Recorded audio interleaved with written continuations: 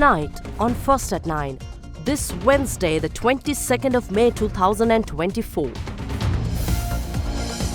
Laws on reforms, Economic Transformation Bill and Public Financial Management Bill presented to Parliament. Presidential elections, funds already allocated to the presidential poll, President tells the Cabinet. Monsoon rains, over 60,000 affected by inclement weather. More rains expected as the southwest monsoon conditions gradually establishing over Sri Lanka. Shared vision. The United States will support greening of ports in Sri Lanka, assures US Ambassador Julie Chung. ඔබේ විශ්වාසය දිනු සෙන්සුරයින් දැන් ළඟමැති ෆාමසියෙන් ලබාගත හැක. This is Derana First at 9. Live from Studio 24 in Colombo. And a very warm welcome. You're joining us tonight on First at 9 for your very latest here at home and in international news. I'll take you through the top stories making headlines tonight. And first, in Parliament today, the Economic Transformation Bill and the Public Finance Management Bill were presented to the House. The provisions of both the Economic Transformation Bill and the Public Financial Management Bill are designed to enhance the management of public finances, thereby safeguarding against future economic downturns. However, opposition parliamentarian Veerasumana Veerasinghe alleged that the government is trying to sell state-owned enterprises under the guise of economic reforms. Meanwhile, Minister of Mass Media Dr. Bandula Gunawardena said the bill contains important provisions that will prevent the country from facing another economic crisis. අරු කතානායකතුමනි රාජ්‍ය මූල්‍ය කල්පනාකරන 50 කෙටුම්පත ඉදිරිපත් කරනවා. අංක 2 අරු කතානායකතුමනි ආර්ථික පරිවර්තන 50 කෙටුම්පත ඉදිරිපත් කරනවා. ආයෝජන මණ්ඩලයේ කෑලි Under the guise of economic reforms, the government is aiming to segregate the Board of Investment into 15 separate entities and sell each of them. According to Mahinda Rajapaksha, this government has not received a public mandate to sell state-owned enterprises.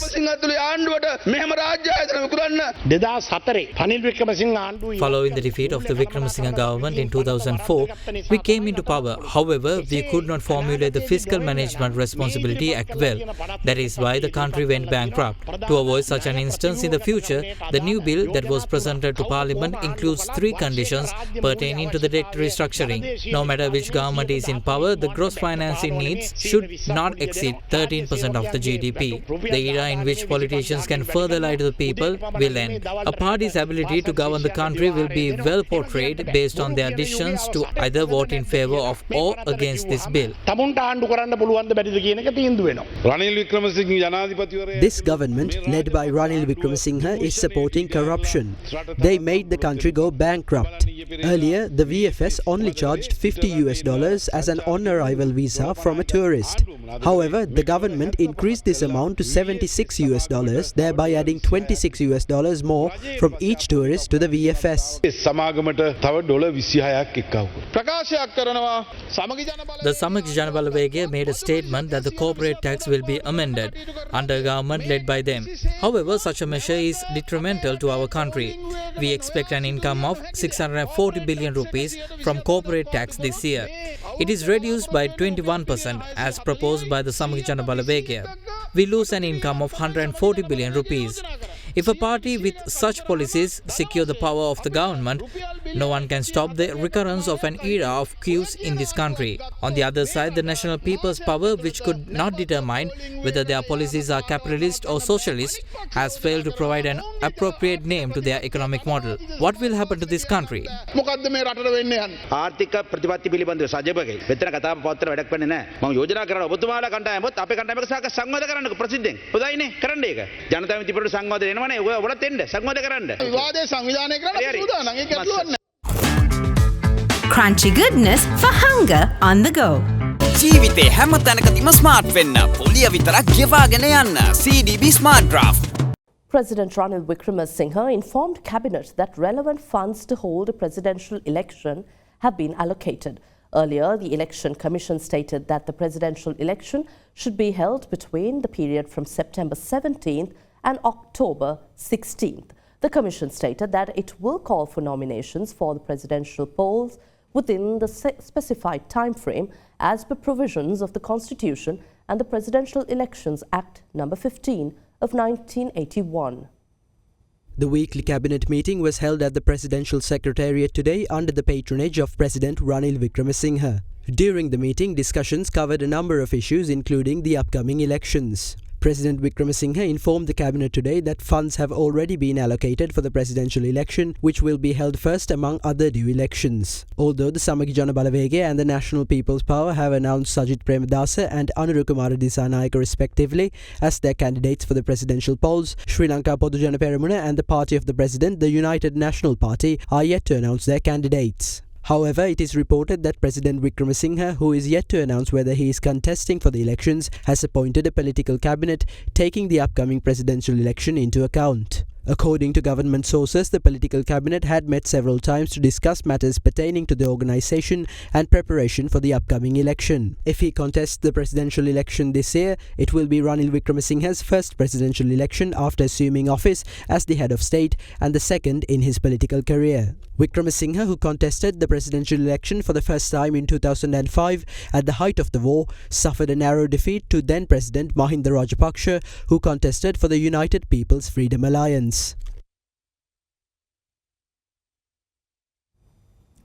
Taking you to news overseas, making headlines tonight, the state funeral ceremonies of Iran's late President Dr. Ibrahim Raisi and other victims of Sunday's helicopter crash were held in the Iranian capital Tehran. The remains were placed in Tehran's Azadi Square, where over 40 high-ranking foreign dignitaries, including Sri Lankan Foreign Minister Ali Sabri, took part in a commemoration ceremony just a while ago. Their remains will be laid to rest in the late president's hometown of Mashhad tomorrow. Meanwhile, the presidential election for Raisi's successor is scheduled for the 28th of June. The remains of Iran's late president Dr. Ibrahim Raisi and the other victims of last Sunday's helicopter crash were brought to the Iranian capital of Tehran yesterday evening. The remains were then taken to the Shiite holy city of Qom. The coffins were brought back to Tehran's Grand Mosalla Mosque, where thousands of mourners had gathered to pay their respects to the deceased leader. The official state funeral took place at the University of Tehran, where Iran's Supreme Leader Ayatollah Ali Khamenei led the service. Iran-backed Hamas leader Ismail Haniyeh and Lebanese militant group Hezbollah's deputy chief Naim Qasim were also seen joining the funeral. The remains were placed in Tehran's Azadi Square, where over 40 high-ranking foreign delegations took part in a commemoration ceremony a short while ago. Sri Lankan Foreign Minister Ali Sabri also participated in the ceremony. The deceased will be laid to rest in the late president's hometown of Mashhad tomorrow.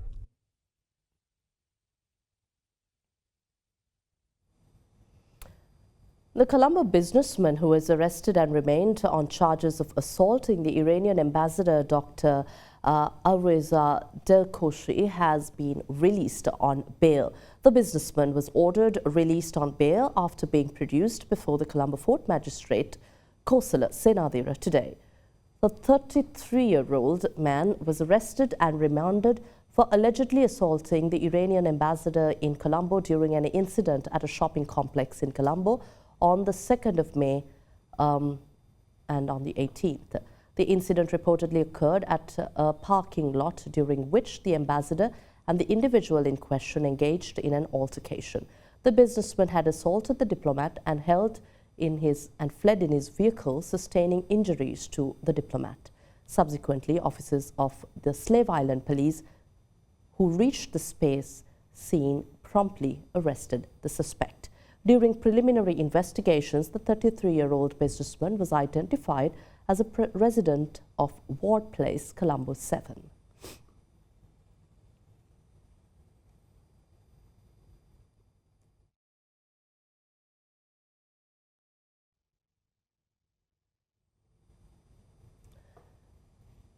Taking you to other local news, the ambassador of Norway to both Sri Lanka and India, Malin Steiner, held discussions with President Ranil Wickremesinghe on possible future collaborations between the two nations in renewable energy generation, circular economy and the maritime sector. These discussions took place during her recent visit to Sri Lanka.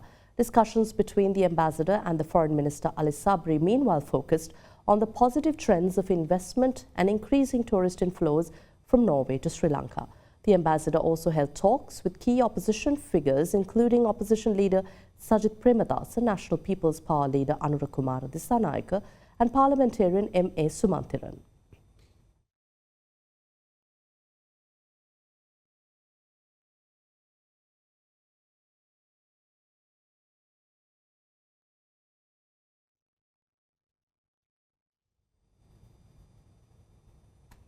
As heavy rains continue in Sri Lanka, strong gusty winds brought down 3 trees across the island. 2 lives were claimed in separate incidents in the Galle district and on the Madampe-Kuliapitiya road in the Suduwella area today. The Disaster Management Centre stated that a total of 67,591 individuals from 17,325 families are affected due to the inclement weather patterns. With the prevailing downpour and windy conditions persisting throughout the day due to the active southwest monsoon conditions, several parts of the island were affected. The Puttlam district was severely affected as a result. Despite inconveniences caused by the adverse weather patterns, schools in the Puttlam district were reopened today. Several localities were submerged as torrential rains continued. Vehicular traffic was obstructed as a result. Meanwhile, the irrigation department announced that water capacities of rivers Kalu, Ging, Nilwala and Attanagalu are currently at the risk of overflowing. Against this backdrop, 2 people were killed in separate accidents related to tree collapses owing to the prevailing strong gusty winds. The tragic incidents were reported from the Imoduwa area in Galle district and on the Madampe-Kuliapitiya road in Suduwella area today. The Disaster Management Centre said that a total of 67,591 people are affected in 11 districts. Currently, 17,325 families are affected by the current weather conditions. The Met Department forecasts rain to continue during the next 48 hours. Heavy rains of about 150 mm are anticipated in several areas in the western and Sabaragama provinces. Issuing a red alert for heavy rain, strong winds and rough seas, the Natural Hazards Early Warning Centre of the Met Department stated that the sea areas extending from Colombo to Pothuwil via Galle and Hambantota will be very rough at times, while the seas extending from Mannar to Colombo will also be rough. Those engaged in naval and fishing activities are advised not to venture into the seas until further notice. Subsequent to the current inclement weather patterns, the National Building Research Organisation extended landslide warnings to several districts. Amber landslide warnings were issued to areas in the Colombo, Kalutara and Ratnapura districts, while yellow landslide warnings were issued to the areas in the Badulla, Colombo, Galle, Gampaha, Kalutara, Kandy, Kegal, Kurunegala and Ratnapura districts. Due to continued rainfall, the issued landslide early warning message has been updated and extended to 16 p.m. tomorrow in the following areas. With that, warning level 2 alert amber warning was issued to Sitawaka Division Second Division Colombo District, Matugama and Bulat Singhala Division Second Division Kalutara District, Kiriyalla, Alapata, Kalawana, Ahliyagoda, Ayagama, Kuruvita and Ratnapura Division Second Division Ratnapura District. Warning level 1 watch yellow warning was issued to Haldumulla, Badulla, Haputale, Haliyala and Ella Division Second Division Badulla District, Padukka Division Second Division Colombo District, Nagoda and LPT Division Second Division Galle District, Attanagalla Division Second Division Gampaha District, Palindanura, Valalavita, Horana, Agalawatta, Dodangoda and Ingiriya Division Second Division Kalutara District, Udapalata, Udunuvara, Pasbaya Korle, Kandipo Gravats and Gangawata Korle, Ududumbara, Yatinuvara and Ganga Ihara Korle, Division Second Division Kandy District, Galigamua, Dehiovita, Yatiantota, Bulat Kohupitiya, Kegol, Dernegala, Mavanella, Varakapola and Ruanwella, Division Secretary Divisions in Kegol District, Alawa, Polgahavil and Naramala Division Secretary in Kurnaga District, Balangoda, Imbulpe, Palmadulla, Opanayaka, Kahavatta and Nivitigala Division Secretary in Ratnapura District.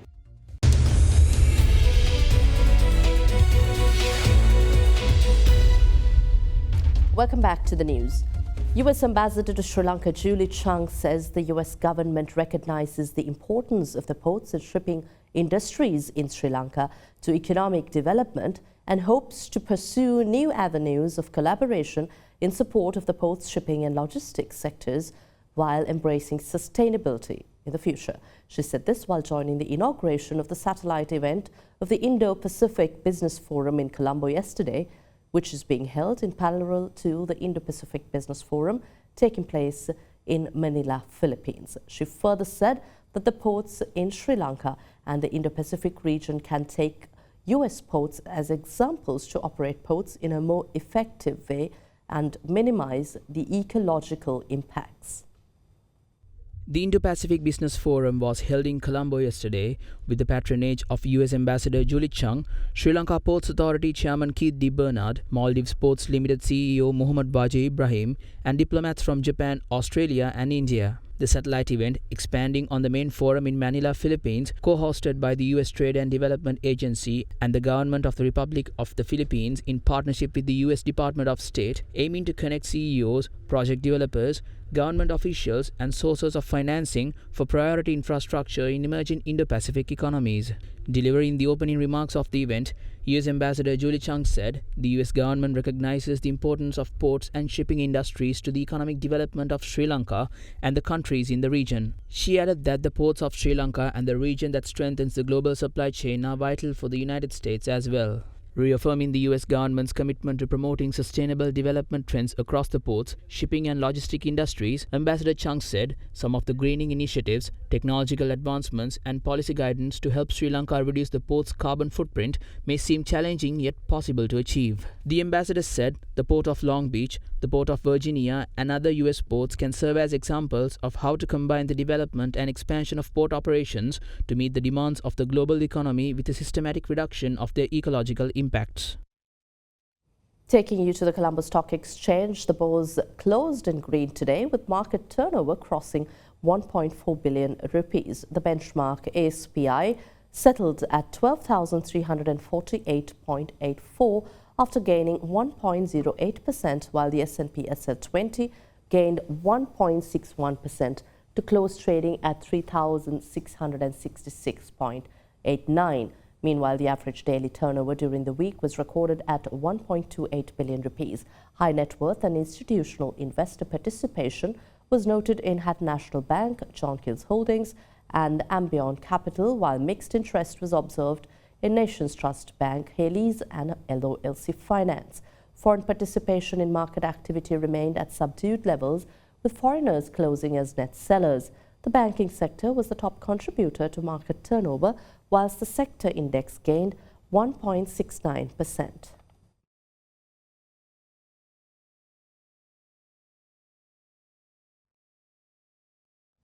Up next, we have Minal Wickremagay from Capital Alliance with some insights of economic indicators on our current segment, Economic Outlook.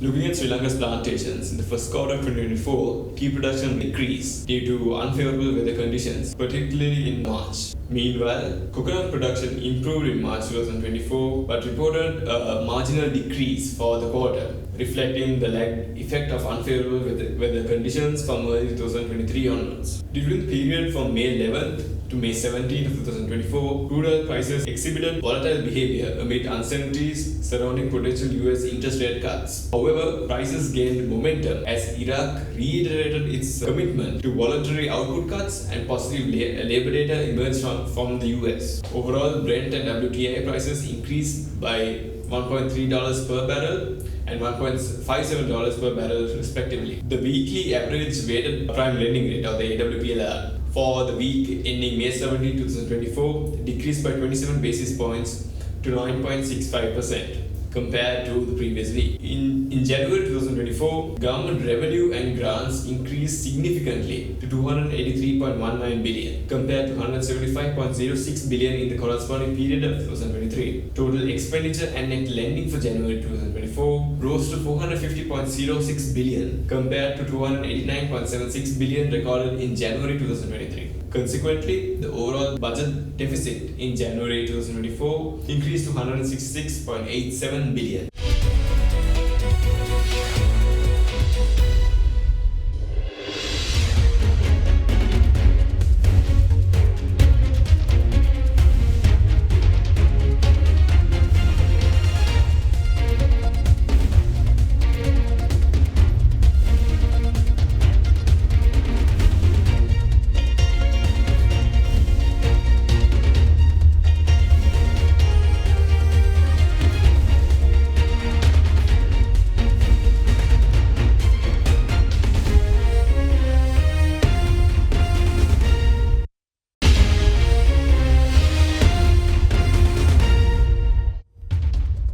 Welcome back to the news. We take you to some political news.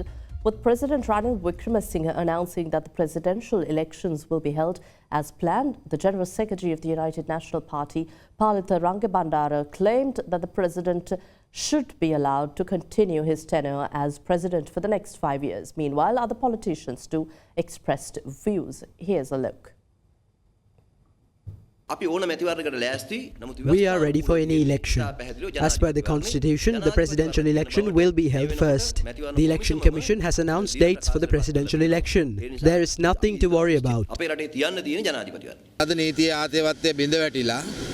Today, the rule of law has deteriorated. The ministers in charge of corruption and fraud are living comfortable lives. JICA provided funds to construct the second terminal of the Bandaranaike International Airport, but they left Sri Lanka alleging that the aviation minister sought commission from them. By October, we will form our government and legally address these issues. The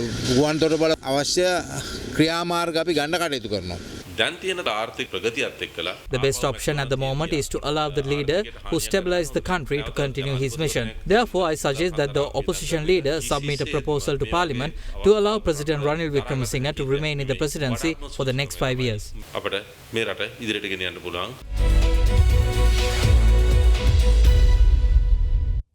Before we wrap up, here's a look at your corporate affairs in brief.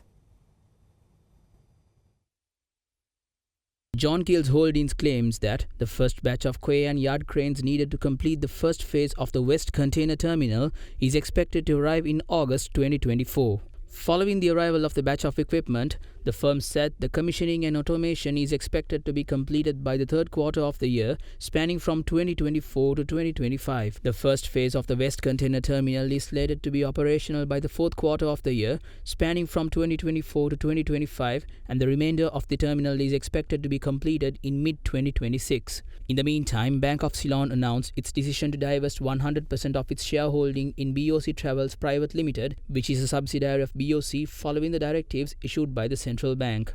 Issuing a statement, the company stated that this decision is part of BOC's strategy to streamline its operations and focus more on its core banking activities. The statement further read that the divestment process will be conducted in line with the regulatory guidelines and is expected to attract interest from potential investors in the travel industry. In other corporate news, the Sri Lanka Institute of Information Technology University in Kandy has signed a memorandum of understanding with Huawei to foster joint research efforts and establish an innovation lab at SLIT University in Kandy. The MOU was signed by Chairman and Chancellor of SLIT, Professor Lakshman Ratnayake, and CEO of Huawei Technologies, Lanka Changjin Se. The partnership aims to build local ICT talent through collaborative research, training programs, certifications, internships, industrial and field training opportunities.